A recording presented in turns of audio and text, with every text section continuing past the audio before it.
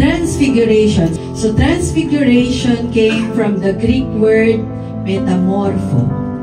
In English, metamorphosis. Napansin nyo ba nangyari yon sa mountain? Bakit kaya sa mountain? It's because they said, God always do big things sa mountain. Laging yung mga himala sa mga mountains nangyayari. So kaya sa mountain din, nangyari yung transfiguration ni Jesus. The question is, alam na natin yung mga characters. Bakit kaya yung tatlo lang yung sinama? Di ba 12 sila? Bakit kaya hindi sila malahat? Bakit tatlo lang? They belong to the inner circle of Jesus. Close sa heart ni Jesus. Isa-isahin po natin, Peter.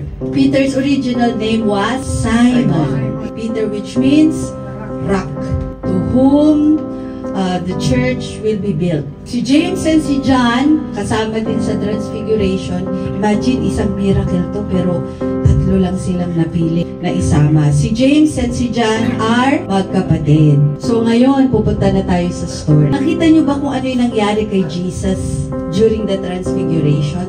They said, it shines like the sun. Radiant kitab. Diba hindi tayo makatingin ng diretso sa sun? Hindi natin kaya kasi nakakasilaw. So ganun daw yung mukha ni Jesus Christ nung time ng Transfiguration. Nakakasilaw na liwanag. It was blinding because Jesus is the light. He is the lamp, the purest revelation of God. That light is emanating in Him, and Jesus, the brightness of the glory of God.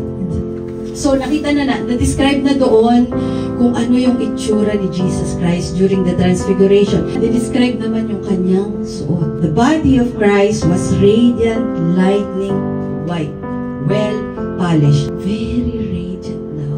Nakakasilaw na naliwanag. And it goes beyond human experience and explanation. Walang maka-explain sa kaputian, walang maka-explain sa radiance nung mukha at nung katawan ni Jesus Christ. Ano ba importance ng Transfiguration? It is a glimpse of taste of the glory of Jesus. It prepares the evidence of Jesus' Lordship and assurance by sight. So this time, hindi lang nila naririnig yung preaching. Nakita pa nila. A glimpse of the glory. Nakita lang nila yung parang sight ng langit. Nung time ng Transfiguration, di ba sabi ni Peter, lumapit siya, gagawa rin na tayo ng tent para sa inyong tatlo. Kay Moses, kay Elijah, at sa'yo. Bakit kaya nakilala nila sino yung kausap ni Jesus nung time na yun? It was because, again, nandun kasi sila sa glory ng Diyos. Kasama sila sa glory ni God. Nakita nila, we understand. Sa heaven pala, kilala natin lahat.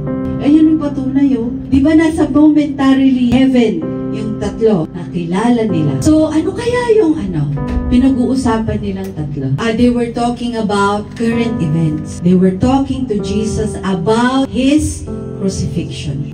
Napupunta na siya ng Jerusalem, mamamatay ka to save the world, to save the people. So, sabi ng ilang biblical scholars, baka daw pinadala ni God yung dalawa, Moses and Elijah, to comfort Jesus. Number 2, shows the deity and the humanity of Jesus.